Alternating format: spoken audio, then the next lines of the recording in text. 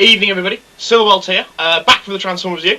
I have moved the camera once again and you can actually see behind me, wrong arm, Transformers, yes!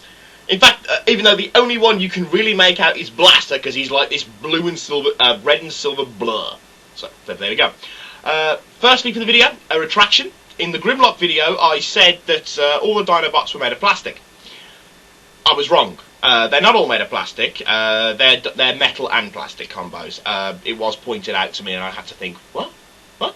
Went back and checked. So yes, the Dinobots do have metal, and basically, if it's red, excluding maybe the horns on slag, it's not metal. It's not plastic. It's metal. So my mistake. I'm not infallible. You know, I don't get paid for doing this. As I said in another video, I wish I was, but there we go. But I'm not infallible, so there we go. Anyway, on to the Dinobots. First up, we have Sludge. Sludge is the Diplodocus, Brontosaurus, Brachiosaurus, something saurus, one of them. I think he's generally referred to as a Brontosaurus. Okay, now he likes to make his presence known. He does like to show up and mix it up a lot, mainly because, well, he's not very bright, so he doesn't have an awful lot going for him. Sludge is very much the one that's ugh smash. Much more so than Grimlock, at least in the cartoons. And even in the comics, he is regarded as not the brightest tool in the box. Now, I bet you heard that squeak. That's his legs. This toy is quite old. This toy is 1985, so you're talking 22 years now. I mean, I was 3 when this toy came out. Or approaching 3. Okay? Sludge is the strongest of the Dinobots, and he has the most endurance. He is frightening in battle because he's just unstoppable. You can just pump firepower at him, and but you're glad I've bloody added firepower to that. You can just shoot him and shoot him and shoot him and shoot him, and he just won't stop. He just keeps coming. He is the one that fights best in swamp and in water. Also in jungle is where he is best known for fighting. That's where his greatest skills lie. Mainly because even trees will stop some Decepticons. You know, a giant redwood will stop a Decepticon flat. You know, a Decepticon will either have to blow it up or he'll go around it. Sludge will just go through it. Okay, he doesn't really like Prime. But then most of the Dinobots don't, because Sludge is very much of the opinion that the strongest should rule. And in Sludge's opinion, the strongest, aside from himself, is Grimlock. Okay, now, I'll show you this just on Sludge first. Once I've got him transformed properly. There we go, that's about right. Move his arms down. Right. There we go. The red, which you can't really see. Hang on, let me adjust the light slightly. Ow! Ha! Let me just there you go, that's slightly better. That fits the red part, that's metal. Okay. Next up, we have my favourite Dinobot, which is Slag. Don't know why. I think it's probably because when I was growing up, Triceratops was always my my favourite dinosaur. So when Slag came around, I was just like, whee! But then in saying that, I mean, I remember one of the earliest stories I ever wrote. Oh, for those of you who don't know, I write science fiction and horror in my spare time. It was for my school magazine. It was a battle between a Triceratops and a T-Rex. So, even back then, it was very much, oh yes, let's do the Transformers. Anyway, Slag is very strong, like all the Dinobots, but he's mean to go with it.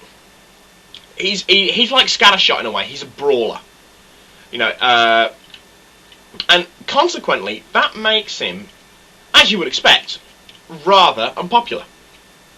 I mean, if he's in trouble, even his own teammates won't rush to his aid, because he fights with them just as soon as he'll fight with anything else. So he's not the nicest. Sorry, I've just transformed his tail, and it just looks very, very wrong in that position. No, I'm 26. I'm not supposed to find puerile humour like that funny anymore. Well, I'm not quite 26. I'm getting to 26. 26 in 5 weeks. Getting old. It's horrible. Slag has huge problems with authority. Even more so than Sludge. Slag has huge problems with authority. Even more so than Sludge. He's not too bright either. I mean, I know in the cartoons none of the Dinobots are portrayed as being particularly bright, but Slag Slag is very much all muscle and no brain. He really is all muscle and no brain. Right, that's Slag, again with the chest piece that's metal. I'm going to get to the individual toys, I'm just going through the characters first. Okay, the third of the Dinobots, or the fourth of the Dinobots, depending if you're counting my Grimlock review, would be Snarl. And Snarl's definitely the heaviest toy. He's definitely the heaviest toy, because all this part here is metal on Snarl, so. He's also the finickiest of the lot to transform. He's a pain in the arse, as I'm going to do it now, and of course this big meat means I can't do it properly. But anyway, Snarl, he likes, to be honest, Snarl doesn't like a lot. He doesn't like a lot. He is a loner, and he is a comfortable loner, in that he has very few opinions, and as such he says even less. So, Snarl's strange like that. Snarl is the one Dinobot that really doesn't like how he looks. He really despises his Dinobot mode. He doesn't like his alt form at all. And all he wants to do is go home to Cybertron. And as a consequence, it makes Snarl very hard to get along with. Purely because of the fact that he's so... I mean, I suppose you could say he's morose, but even that is incorrect. Because he's not really melancholy or anything like that. He's just... I suppose he's just moody. He's just a moody git. He's the Autobot's desert fighter. I mean, on TFU, his official description, he's Autobot Desert Warrior. To reflect this, the solar panels that are on Snarl, well, the spines, sorry, that are on Snarl, are solar panels. And so, his strength increases exponentially in daylight. But it makes him rather vulnerable during the dark. You know, when there's no sun to power him. Yeah, Snarl is really in a rather... He's not in a bad condition, but he's very, very loose. Again, he's from 85 as well, so he's really starting to show his age. But the gold on him is still really shiny. Still really shiny. It's like bling, bling, bling. Okay. Lastly, we have, for many people, Swoop, and I haven't got him in dinosaur mode. I've got him in robot mode, because I've broken him. And I'll get to how I broke him in a bit. I've actually managed, because it doesn't connect properly, I've actually managed to snap the nose part off. So I've got good and reliable Games Workshop plastic glue to repair him, because plastic glue is great for repairing stuff, because it's polycement, so it actually melts everything. Swoop is the smallest of the Dinobots, but he's probably got the scariest form, that of the Pteranodon. He likes making his enemies scatter when he flies through them, and that's partly because they see this giant dinosaur come out of the sky and basically go, "Oh shit!" So, but there we go. But behind it, Swoop really does have a very, very tender side to him. You know, he's actually, unlike the other Dinobots who are at best surly, at worst nasty, Swoop is actually quite a decent sword. You know, especially in the episode Deserted the Dinobots, it's Swoop that saves Carly and Spike from being crushed by Grimlock. To the extent that I mean, admittedly in the episode he says, "Me, Swoop, want to hear brilliant part," but at the same time, it's also in reflection to his character fact that he's not as nasty as the others. Okay, Swoop's biggest weakness, of course, is his wings. A game that comes to play in Deserted the Dinobots when the blade cuts straight through his wing. So he is the weakest of his wings do make him fragile, and they do make him vulnerable. You know, if you can get a shot at him and you hit his wing, you'll probably knock him out of the air. Okay, that's their representations in the cartoon. In the cartoon, especially in Series 3, you don't see the Dinobots after Series 2. In Series 1, they get built, and they're the Autobots' main muscle, as I said with the Grimlock review. Series 2, they come in and out of it, and their real last play was in the movie, when they attack Devastator. And it's Slag that brings him down. Yes! As I said, Slag was my favourite of all the Dinobots. Series 3, you have Grimlock introduced coming into Series 3 quite a lot, as a running joke. You know, he's a running joke, he's what everyone takes the piss out of. But the other 4 dinobots really, excuse me a second. Sorry, hair's getting in my way now. They really don't come into it again. You know, you see them occasionally fishing, of all bloody things. And that's about it. They don't come into it again. In the comics, the dinobots tend to have a much greater along the line storyline. They're presented as much more intelligent. They have thought processes that are more normal to other Cybertronian life forms, instead of having the style that they have in the cartoon, which does make for a refreshing change. But it also does tend to bring out the Dinobots' nastier side to them. It does tend to bring out the Dinobots' nastier side. They're much more willing to just do a bunk and leave Optimus Prime in the lurch, and the other Autobots in the lurch. I'm not sure what happens to where the other Dinobots are concerned when it comes to Grimlock leading the Autobots. I'm not sure what happens where they're concerned, because I haven't heard anything about it. The Dinobots, as I said in the Grimlock video, meet their end at the hands of the other Autobots when they're infected with the hate plague and the Autobots are forced to kill them. Grimlock, that's in the Binaltech storyline. Grimlock is the only one that comes back. Chances are they will make some more Dinobots. Okay. Now, if you've read the comments on my Grimlock review, you'll notice that somebody mentioned a Jassault for them. Now, the Jassault version of the Dinobots has a lot of contention in the Transformers fan world. In the Metrodome comics, as in the comics that came with the seasons, with the box sets of seasons, I think it came with seasons 2. It came with season 2, part 1 and 2. I think, or it might have been season 2 and season 3. I'm not entirely sure. A comic that featured the Dinobots. And the Dinobots do have a Jassault mode. Okay? It's called the Beast. And it merges the very worst parts of the Dinobots' personalities. As in the selfish, nasty, brutal, violent side to them. So the Beast really isn't a very nice thing. You don't want it on your side. Even Optimus, there does seem to be some mention in the comic where the Beast is concerned that it's been seen before. Where it's seen, I don't know. But the Beast is a really violent. The Dinobots will merge into, not so much as a last resort, but it seems to be more as if the idea takes them and no one can give them a good enough reason why they shouldn't. So it does have that. It has its contention amongst the fan base in that the Dinobots in the cartoon are the only team not to have a Jassault mode. All the other teams, as in things like the Protectobots, the Technobots, the Constructicons, the Combaticons, the Stunticons, the Terracons, all have a combined format. Even later ones like the Seacons. Is it Piranacon? I think it's the Seacons.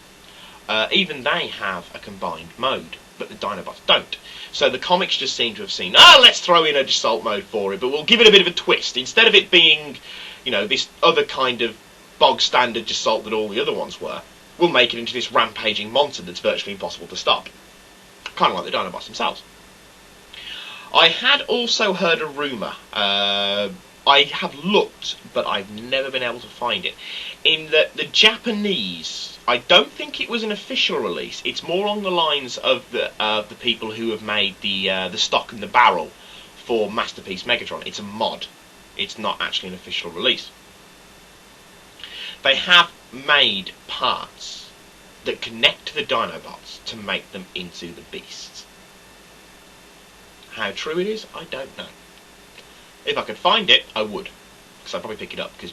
I probably wouldn't even try and do it unless I had some really badly battered Dinobots. Because I wouldn't want to mess with something like that if it's not official.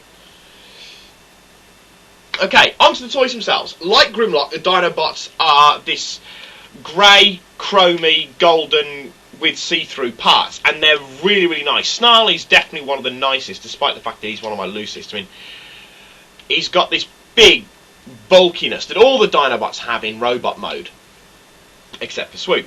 So they really are nice toys. The one thing I'll say about this, and again it's the reason why I'm not transforming, what do you think of Swoop? He look nice? Yeah, he does look nice. For those of you who watched my WST review, you'll remember when I said regarding knockoffs, I said that knockoffs tend to come in 3 different types. You have the very good, the mediocre, and the very, very bad. This is a knockoff. It's not a real Transformer. It's not an official reissue. It's a knockoff.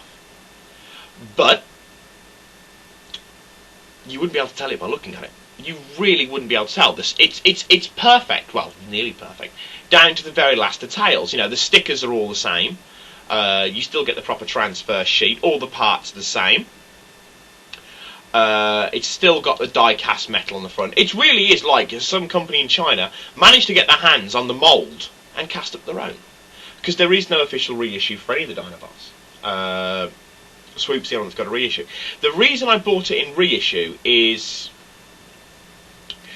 I haven't been able to find an original G1 Swoop, because Swoop is the rarest of all the Dinobots. He's the hardest to come by in all the toys. Is that, because he's so rare, he's very expensive. I haven't seen a Swoop on eBay for less than 100 quid.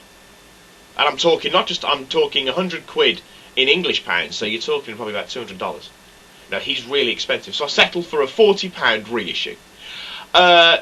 Cheating, yeah, maybe. And something is wrong with this. The only fault I've found with it is that I've actually broken the little part that connects the nose cone to this silly little hinge just on the side. There, you probably can't see it properly, but never mind.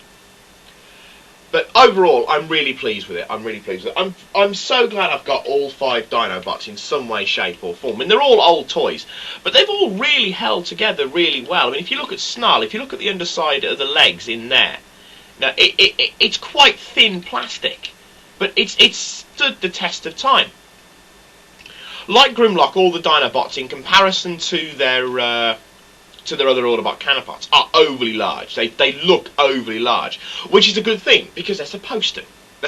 I mean, they're huge toys. Ah, there we go. That's better. None of them look out of place. Like the early Transformers toys, the Dinobots weren't originally intended for Transformers. They were part of another toy range. I think the only problems I have with the Dinobot toys themselves, and it's the same problem with Grimlock, Sludge, and Slag, is that they tend to be back heavy. If you look at that, right, that does look quite back heavy. So they do have a tendency, and Sludge is the same. You can see it here. If you look at that, you've got his arm parts, not his arm parts, his chest party and the head and the neck, and it tends to make them very, very back heavy. So the slightest bit of pressure backwards and they tilt, and I was supposed to catch that. Never mind. But they do tend to be back heavy, but they are a requisite, I'd say, to a G1 collection, to a proper G1 collection. I keep them all displayed in their dinosaur mode, except for Swoop, obviously, and so but I will do once I repair him to any degree. Hopefully the plastic glue should sort it. I mean, I don't ever intend to sell my can't speak tonight. I don't ever intend to sell my Transformers, so it's not really a problem. The fact that one of them's a reissue, and hell, I'm happy with him, so. Or a knockoff, sorry, not even a reissue. I said, I'm trying to find individual things to do with the Dinobots. That's one thing I wanted to mention. If you look at Sludge's head, right? Look at Sludge's head, that bit there. And if anyone's got a Sludge at home, it's very reminiscent of Zoids. Early Zoids. When they were less animal-like and more machine-like. It looks very much like Zoids when they had the little gold men that sat in them. It was Zoids, yes, it was Zoids. I'm sure it was.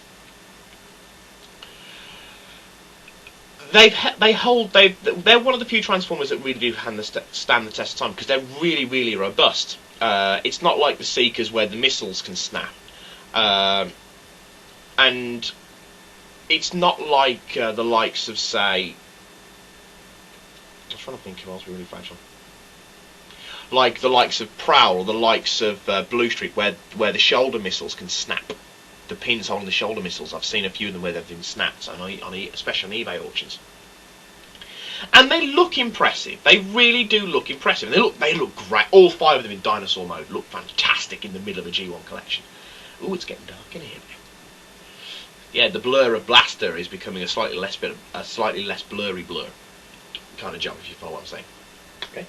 Dinobots aren't cheap. They're not cheap because everybody, pretty much everybody who's anybody, knows the value of the Dinobots.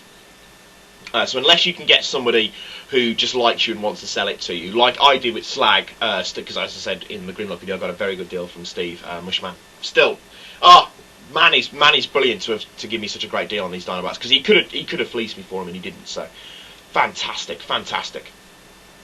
You know, but most eBay sellers know the value of the Dinobots, and they know that they're not cheap, and they also know that they're very, very popular. They do know they're very, very popular.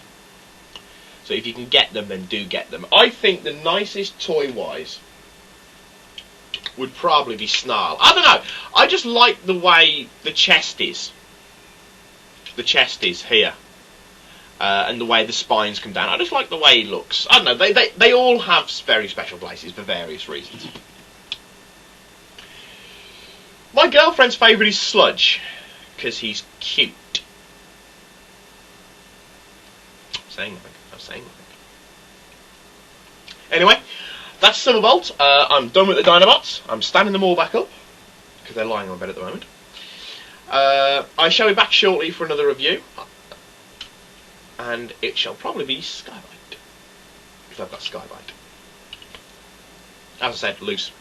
Right, but for now, this is Silverbolt with Sludge, Snarl, Slag, and Swoop, signing off, saying au revoir, adios, auf Wiedersehen.